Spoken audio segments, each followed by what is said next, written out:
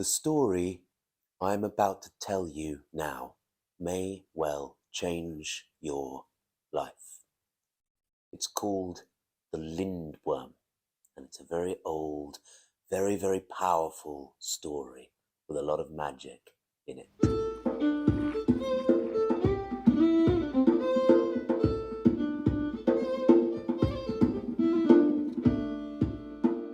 My friends, there's a very old idea. Sometimes this is attributed to Gnostic thought, that when you were born, the day you were born, you had a twin, a secret twin, that on that day was sent out into exile.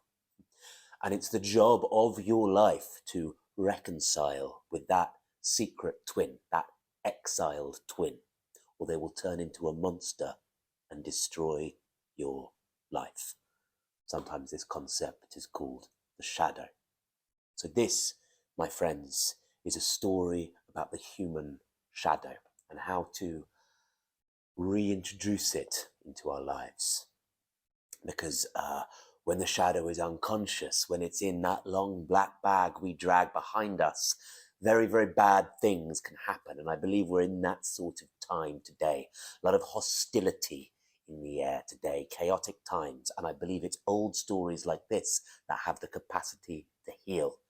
So if this is the first time you've come across this channel and it's popped up on your feed, maybe, just maybe, there's a reason for that. So this story is called The Lindworm, or Prince Lindworm. It's a Norse fairy tale, but as we shall see, the term fairy tale is just not quite the right kind of word for such an old, rich and strange piece of wisdom of our ancestors as this is. So I don't want to unpack this story too much because I think the imagery does its work, but I will do that at the end. But what I would like you to do, my friends, is try not to let your analytical brain get too involved when you're responding to this story, and instead just pay attention to the imagery. And if there's any particular image that is particularly clear for you, then just make a note of that, or even better, write it down in the comments below, because I'd like to hear, and that'll help with the algorithms. Thank you, my friends. On to the story. Long ago, long ago, in deep time, in myth time, which is out of time, out of our time, there was a kingdom, beautiful kingdom with fresh running rivers and snow-capped mountains and vast ancient forests.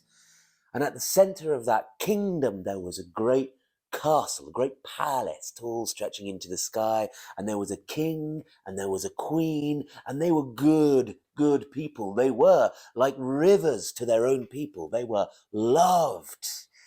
And my friends, I tell you, and I tell you truly, that whole kingdom with its snow-capped mountains and its rivers and its forests and its king and queen, all of that exists inside of you right now.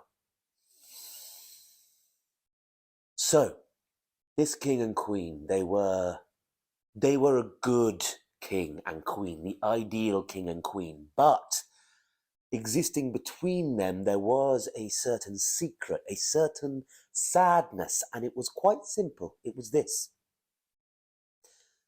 they could not conceive. They could not have a child, and they wanted a child dearly. They wanted that little creative flame to come into their lives and brighten up the empty corridors of the palace. And you know, of course, in the inner kingdom, when there is a great secret like that, everybody knows about it, and it was whispered behind closed doors. And the queen, in great sadness, you know what she did every day to kind of deal with this sense of inadequacy, I suppose? She would walk through the grounds, through the gardens of the palace, particularly the rose gardens, and each and every day She would walk further and further, and she would just think, she enjoyed spending time in nature. She enjoyed looking at the trees and the way the leaves changed throughout the year.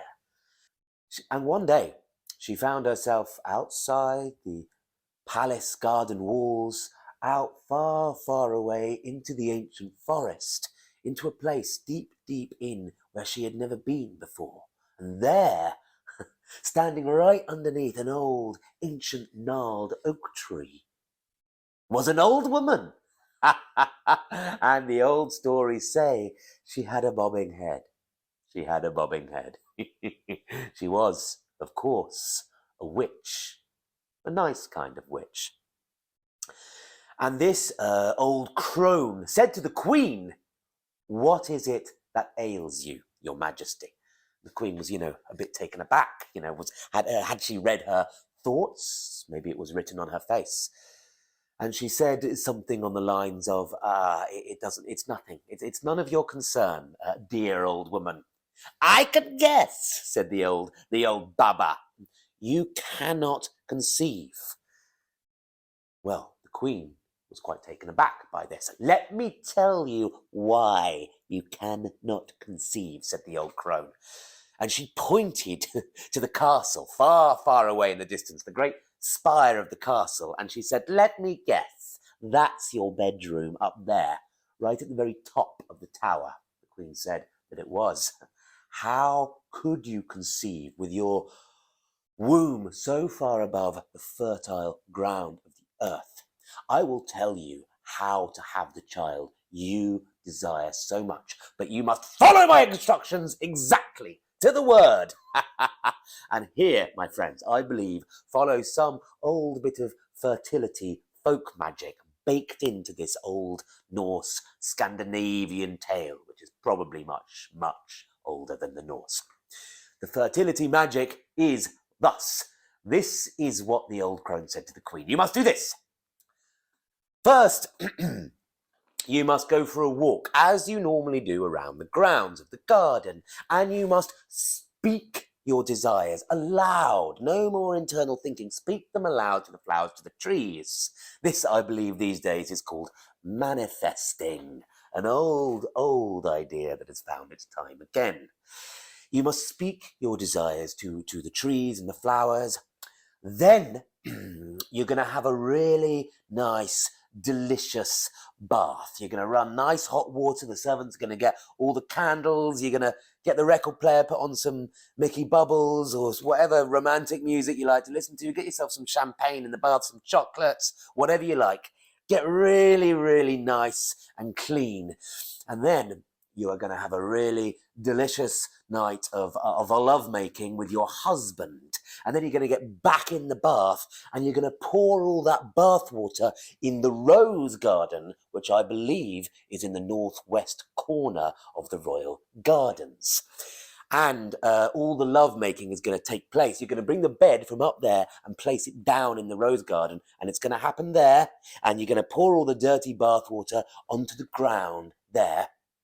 Then you're going to go back up to bed. But before you do that, you're going to speak your desires one last time aloud into a golden cup with 2 handles. Speak your desire for your little baby boy, and then put the cup upside down in the moist soil of the rose garden underneath the bed. All right? You're going to do exactly that. Then, go up tower to bed. That there is the piece of fertility magic. Sure, it still works. Quite elaborate. The next day, when you go down and check the cup, you will find 2 flowers. A white flower and a red flower. It is very important that you eat the white flower. Do not eat the red flower. Do you understand? You must not eat the red flower. "Okay, I understand," said the queen. "Eat the white flower." Simple. So, the queen, shortly scurried out of the woods and told her husband all of this about meeting this strange crone. And hey, we've tried everything else. What could possibly go wrong? Then following the instructions of a strange old woman who pretty much just emerged out of an oak tree.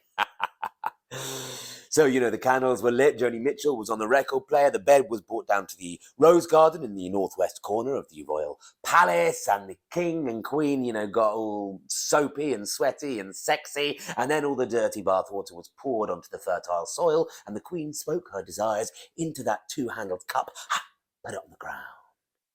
The next morning, sure enough, just as the old woman had said, there were 2 flowers there. The queen was alone with the flowers. She remembered the old woman's instructions. Her hand. Why do we do it? We've all been here. Why do we do it? We know what we're meant to do, but we don't do it. As the queen's hand was moving towards the white flower, something made her hand to swerve, and she grabbed the red flower. Not meant to eat the red flower. No, I'm not meant to eat the not meant to eat In a reverie of sweat and sexual desire, she gobbled up that red flower, knowing it was the wrong thing to do. Panting, beads of sweat on her forehead, a petal stuck to her cheek. She suddenly came to, looked up. There's her husband standing in the doorway of the tent. Is everything okay, my dear? You've eaten the red flower, I see. It's okay. It's okay, these things happen. I suggest that we tell no one of this and eat the white flower now. The queen thought that would be a good idea, and she ate the white flower too. 2 flowers. True to their word, the king and queen said nothing of this, and it is a secret they carried with them for many years. Sure enough, soon as that first flower was eaten, the queen felt, in that way women know, a fertile... I had to turn the camera off there. I forcefully hit myself in the face a bit too hard when I was eating a flower, and now my lip's bleeding. I'll probably edit that bit out. The months passed, and the queen grew heavy with child. And then the day came. The queen was there in the comfort of her bedchamber. The king had been sent out, all the servants had been sent out. It was just the queen and the little old midwife. Tiny little wizened thing she was. And she had been doing this for kings and queens for a very, very, very long time. She was impossibly old and wizened and good at her midwifery. And she was there, between the legs of the queen, ready to receive this child. And the queen was pushing. And then the queen gave birth to a little black snake. It wriggled and thrashed around in the midwife's hand. Oh my God, what the hell is that? It was a hideous moment. And the midwife, quick as thinking, flung it out the palace window, and it went down into the moat, plop, and slithered away. What was that? Said the queen. Was that my child? No, dear, said the midwife. Your baby is on its way now. And sure enough, a moment later, a beautiful baby boy was born. Blonde hair, blue eyes, little button nose. The midwife said nothing of the little black snake. It was just, it didn't need talking about. Now, that boy, he grew up to be the apple of his parents' eyes, the apple of the whole kingdom's eyes. He was a joy to behold. He was so charming, he hardly ever cried. He was good at all the things that princes are meant to be good at. He was courteous, and when he came of age, he naturally wanted to find a wife of his own, and everybody loved him. So there he was, handsome and young, beginning to fill out in form now, a little kind of wavy of hair. He was given a white stallion and a suit of shining armor and a hat with a feather in it, and off he rode on a quest to find his true love, to find his heart's desire, to be a man. And he rode out the gates of the palace, past the fields, through the woods and forests, past his old hunting grounds, all the way to the ragged edge of the kingdom, the desolate wastelands. And he was just about to cross the borderlands into a new kingdom to look for a bride, when he came to a crossroads. Sure, you've been there. And by the crossroads was a fetid, stinking, swampy pool. And just when he came to the crossroads and was about to leave the kingdom, you know what burst out of that pool? A huge, great snake, a vast serpent, a worm, a lindworm. Ah! Towered above the prince, and his horse reared up, and the prince flew off the back of the horse and landed in the shit and the mud and the mire, and it was all splattered. His nice white cloak was all covered in brown, and that serpent opened its mouth, and then another mouth opened inside it, and that snake, that dragon, that wyvern, that worm spoke. It said these words: "Older brothers marry first." Ah! It said older brothers marry first because, my friends, of course, that lindworm was the prince's older twin, exiled at birth, now grown up and come back into his life to ruin everything. The king, wisely, the young prince, intelligently fled, tail between his legs, back to the castle. And the next day, after a change of clothes, he set off in another direction. Yesterday he went west. Let's say this time he went east to another kingdom. All the way over the hills, into the desolate wastelands, at the ragged margins of the kingdom. He came to another crossroads, a well this time. Same thing happened again. The lindworm burst out of the water. Older brothers marry first. Ah! And the prince fell off his horse, fled back to the palace with his tail between his legs, and the third day the same thing happened, and the next day, it kept happening. Whichever back alleyway or he went, whichever disguise he laid on in a coach and tried to sneak out the bottom half of the kingdom where no one ever goes, always the same thing. His brother, the lindworm, Prince Lindworm, would always erupt from the nearest body of mucky water and ruin his life. After this had happened a few times, he went to his dad and said, Dad, funny thing keeps happening. Is there anything you want to, I don't know, tell me? Specifically maybe involving the fact that I've maybe got an older brother who incidentally happens to be a giant venomous reptile. Is there anything you want to tell me about the situation of my birth? Well, I don't. I really not. I think you need to talk to your mother about this one," said the king. So the prince went to his mum and said, "Mum, funny thing keeps happening," and he, related the story and said, "Is there anything you want to tell me?" And the queen said, "No, darling. No. And then, the prince related the story to his mum and his dad now. And then they said to each other and said, you know who we should really ask? That midwife, that little babushka. We should really go and ask her. She's still alive. I think she's somewhere in the palace somewhere, maybe kept in a drawer somewhere. I don't know." So they went to find her, and she was very wizened and very old now. And then all three of them said, "Is there anything you, midwife, and think carefully, want to tell us about, the birth of the prince there? Anything involving, a black snake?" "Ah, shite," said the midwife. "I thought this day would come." And then she spilled all the beans. Everything made sense. The little black snake. And then, of course, Mum and Dad remembered the incident with the flower, the white and the red and the advice. It all became clear now. The prince had an older brother, a snake.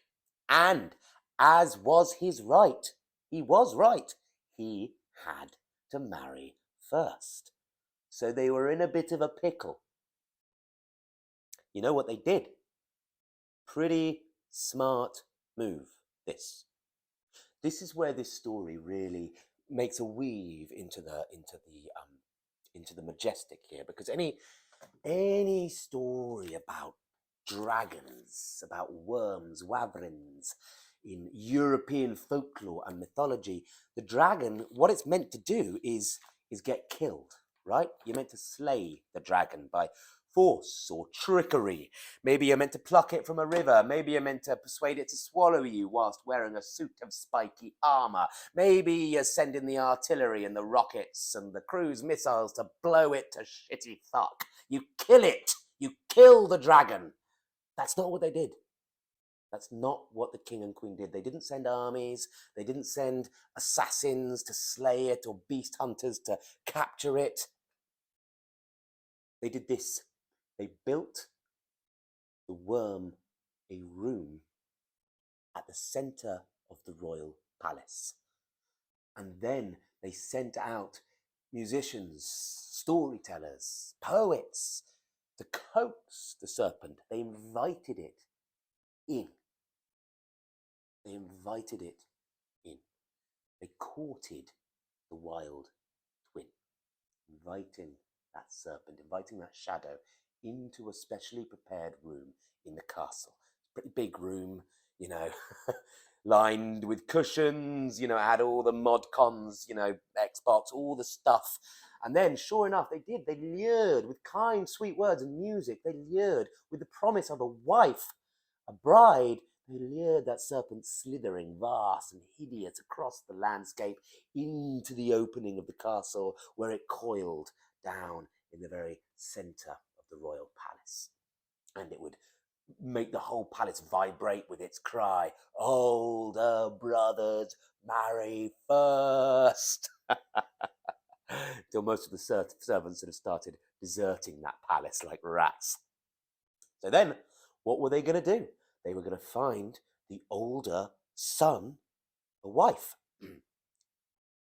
Bit of trickery at play here. You know, they sent out, in the old stories, it's heralds, isn't it? You know, prince of such and such a kingdom requires wife. And, you know, this was a very respected kingdom. And the young prince, the only prince, according to most of the neighbouring kingdoms, was a very, very eligible bachelor. So there were quite a few takers. So the first princess, you know, she comes along with much ceremony, and she's very, very attractive, and she is invited with great ceremony into the palace. She's pampered. She's given a nice bath. She's not allowed to meet the prince. No. That's not how we do things here, my dear. You're not actually allowed to meet the prince until the wedding day, when the gates will be locked. They, of course, didn't mention which son. There was only one, according to most. So the wedding day arrived, according to much fanfare. You know, there was a massive cake, wedding band, insert favourite wedding band here. All the courtiers and everything, huge ceremony. The bride was led out. She was there, standing before the altar, because they do it the other way around in that kingdom, apparently. And then the huge doors at the end of the great banqueting hall opened, and in slithered the Lindworm. And that princess was terrified, but there were armed guards around her, and that Lindworm wrapped its slimy tail once, twice, 3 times around that petrified young bride. The wedding ceremony was very quickly, you know, done, and then he slithered off with her in his clutches to the marital chamber to consummate their wedding night.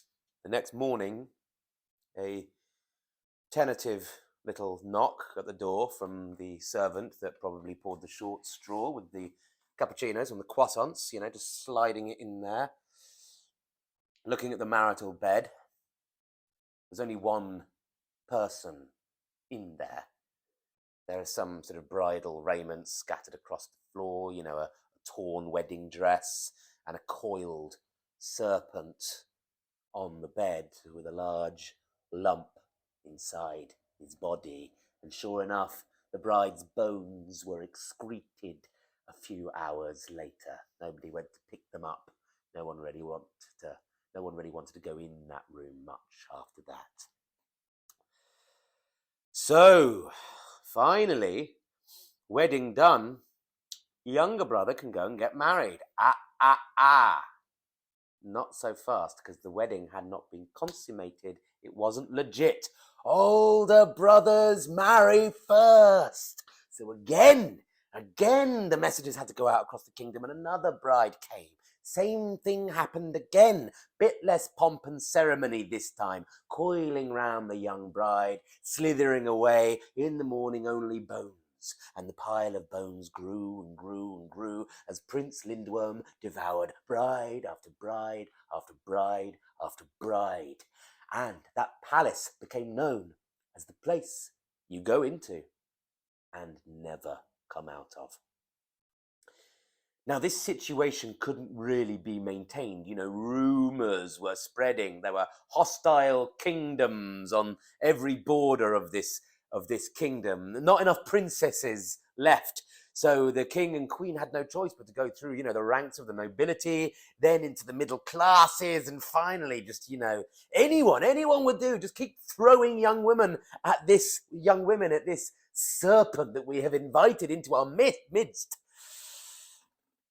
Finally, the lot fell on a poor shepherd who lived in the forest at the very edge, the very, very edge of the kingdom. Why is it in these stories salvation only comes from the edge into the center? It's often the way. So the king's messengers went and approached this poor shepherd living in his hut, and he only had one daughter, and his wife was long dead. And the sorry message was read out: you will have to give up your daughter to be married to Prince Lindworm. And everyone knew now that it was certain death. And the shepherd begged and begged and begged. This is my only daughter. I'm an old man. What will I do? And she said, Dad, it's okay. It's okay. The lot has fallen on me. This is my duty. I will go. But I ask for a year and a day's wait. I need to get my head straight. This was granted. So the young shepherd's daughter, you know what she did? A bit like the queen at the beginning of our story. She just sets to walking. She walks through the forests, through the trees. The trees were her friends. The birds were her friends. She was connected to nature in a way that we're not now with our smartphones. She was deeply connected. And one day she was just walking right underneath the boughs of this ancient, twisted, old oak tree. And that oak tree just opens right up, and an old woman steps out of it, right out of the oak door, a druid woman. She had a bobbing head. Was it the same woman from the beginning of our story? I don't know. Maybe it was. The old woman proceeded to tell the distressed young shepherd's daughter exactly what the problem was and exactly what the solution was. You will do exactly what I tell you. For the second time in our stories, we have a set of magical instructions. You will do this.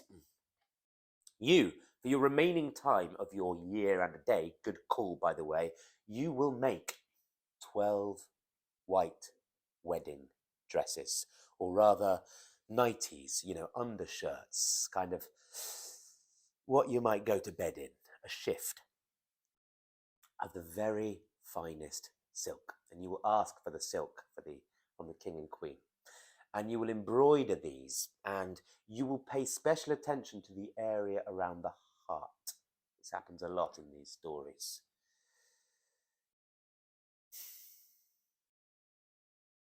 And you will ask the king and queen for 3 more things when you go there. You will wear all 12 of these shifts to your wedding day, one on top of the other. And you will ask for a great cauldron of vinegar and a great cauldron of warm milk and honey, vinegar and honey. And you will ask for 2 great big metal scrubbing brushes. I think actually in the original story it's hazel rods, whips. You will ask for these 3 things and the silk, and you'll get to work on the silk. So the young shepherd's wife, the young shepherd's daughter, did all this. She got to work on sewing these 12 white silk shifts. And you know, often in the old stories, whenever there's an act of sewing, you need to imagine that when the needle is puncturing through, you are communicating with the other world. That is sometimes the symbolism of sewing, weaving in, weaving out. She was weaving a dress, weaving with the other world, weaving with spirit. And she threw herself into this task, and she finally completed it on the last day of a year and a day. She had 12 silk white shifts with the heart embroidery. And she wore them one on top of the other with her wedding dress on top, and then went to the palace to accept her fate. The cauldron of vinegar was prepared, the cauldron of milk and the scrubbing brushes, some sort of kinky game, presumably they were put in the marital chamber, and then the wedding took place. Now, at the beginning of this whole kind of charade, there was a lot of pomp and ceremony and trumpets and the wedding band. They didn't bother. They had done so many of these. They had gone through hundreds of princesses and noble women. The pile of skulls and bones in Prince Lindworm's chamber was, reaching up to the ceiling now.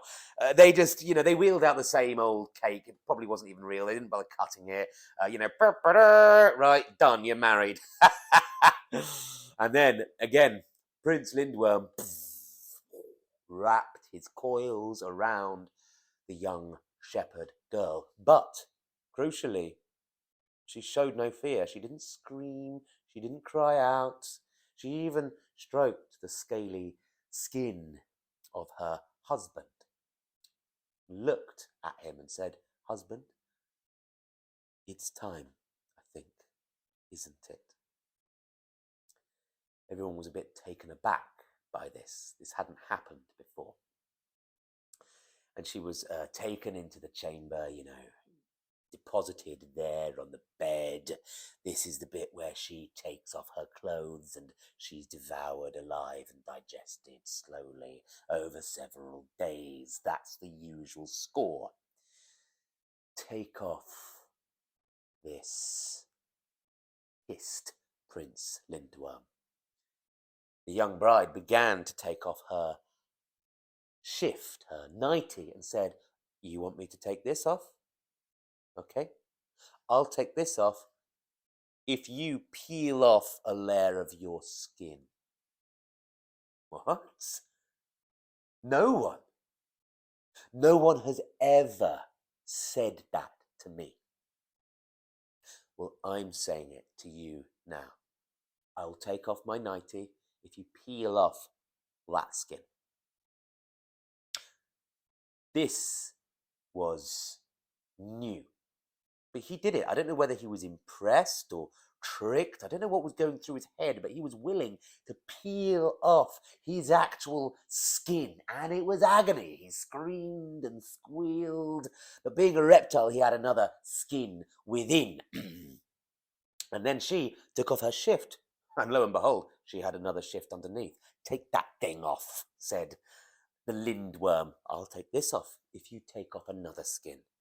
He hissed. No one has ever said that to me. But he did it anyway. And if the first one was painful, the second one was even more painful, squealing as he pulled the thing off his body. And this went on. 1, 2, 3, 4, 5, 6, 7, 8, 9, 10, 11, 12 shifts she took off, till she was just in her lacy negligee. And the Lindworm was reduced to this quivering pink maggoty blob, writhing in pain. And then you know what she did? She held him as he sobbed in agony. She held him and hugged him. "It's okay," she said. And then she dumped him in the cauldron of vinegar.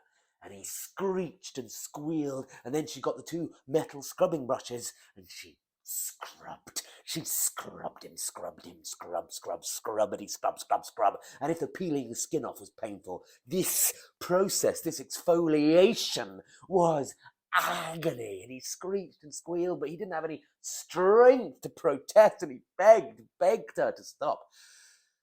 But she didn't stop.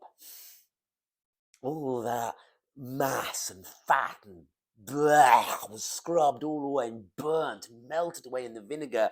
And what was left was this little weak embryonic jelly-like humanoid thing. And then she dumped him in the cauldron of milk. And this is key. Dumped him in the cauldron of milk, warm milk and honey, as rosy-fingered dawn was just starting to come through the windows of that chamber, past all the skulls of the women and girls inside all of us that weren't quite so lucky.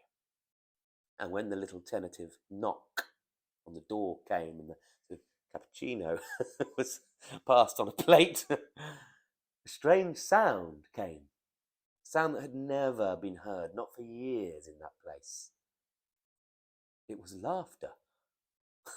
And more people just sort of gathered, more servants and the king and queen themselves, and they just sort of opened the door, and there on the bed was the bride, happy, laughing, gazing into the eyes of a young, handsome prince that had been healed finally at last.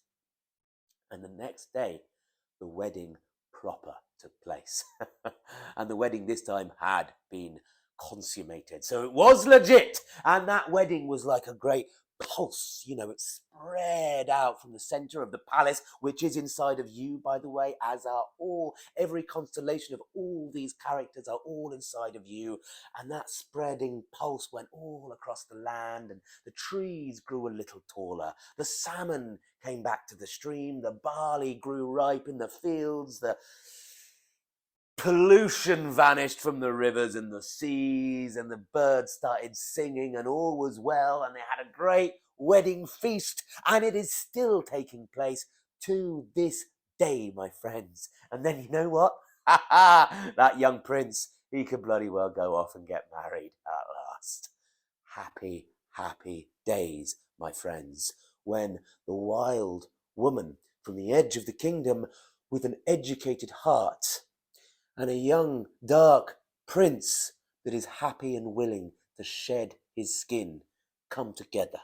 What healing happens then? That's the healing we need, my friends.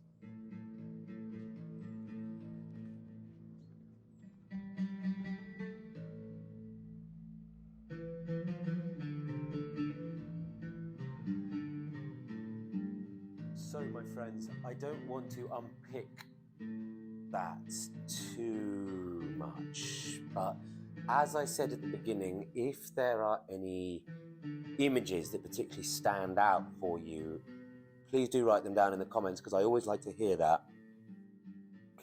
And maybe with a story like this, with as much symbolism and sort of good old magic, if you like, in it, maybe we don't want to get our analytical brain too involved, and it's actually better to work on the level of imagery and archetype. Maybe it's the work of the educated heart to work on that story rather than the academic brain. Two different ways of approaching things. That's a story with parallels across the world. It's probably ancient. I would say it could be over 2,000 years old, and it's in its original form. Sometimes it's called the idea of the hostile brother. I'm privileged enough that story was told to me by a very great storyteller called Martin Shaw. I borrowed some of his elements in the telling of it. And that story, I believe, was told to him by another storyteller called Robert Bly. You might have heard of him, American poet and storyteller and mythologist. He was big in the mythopoetics movement in the 1970s and the men's movement.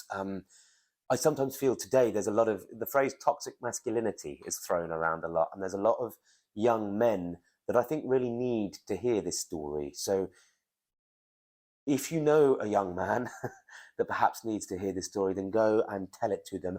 Or a young woman. This isn't gender specific. One of the things I love about this story is there are this has some very strong female archetypes in it, both the sort of bride and the mother and the crone, strong female roles in this.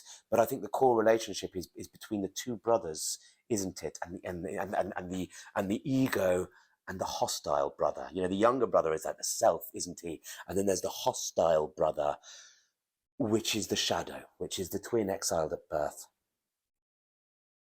There's one more idea in this, and this is Robert Bly's idea, that there's a third brother. Some old traditions say we have three souls, and often the soul of a man is female and the soul of a woman is male. So, you know, your assigned gender is not relevant to this. All of this story takes place inside of you and is unfolding inside of you right now. And I believe we need to hear this story now, in the state that the world is in now, especially kind of the state of sort of intergender relations and the state of hostility and the state of how tucked away our own shadow is at the moment, with all this screaming at each other on the internet. But Robert Bly has suggested in this story, it's not Robert Bly's idea, it's ancient, that there's another twin as well. You know, there's the ego, there's the shadow, the hostile twin, and there's the spirit twin. This is the twin that was with you before you were born and that knows everything, that's been with you for all your lifetimes. This is an old Gnostic idea. This really is an ancient Gnostic idea that we've been doing this forever, for eternity. We've been weaving our way through this, and our goal is always to get back to that spirit twin. And there's a poem that's connected to this idea.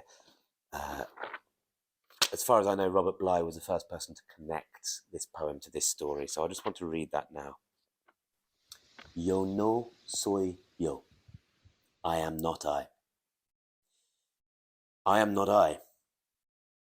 I am this one, walking beside me, whom I do not see, whom at times I manage to visit, and whom at other times I forget, who remains calm and silent while I talk, and forgives gently when I hate, who walks where I am not, and who will remain standing when I die. So, it's a little poem of our spiritual twin there. Lots to unpick there in that little fairy tale. Just a fairy tale for children. No deep, vast swathes of meaning there at all. Thank you, my friends. Thank you so much to my Patreons. I'll see you next time.